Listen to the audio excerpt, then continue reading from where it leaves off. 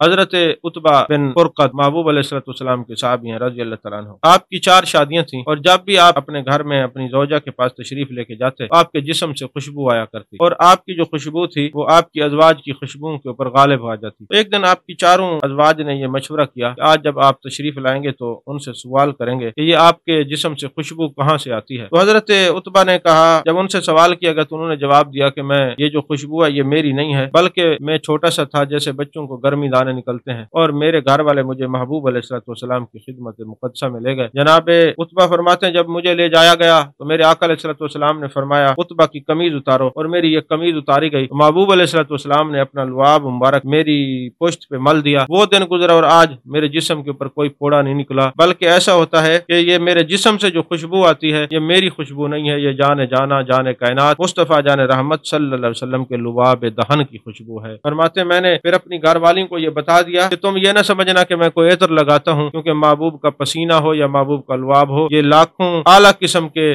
بلکہ لا تعداد اعلیٰ قسم کے عطروں سے بھی زیادہ خوشبو رکھتا ہے۔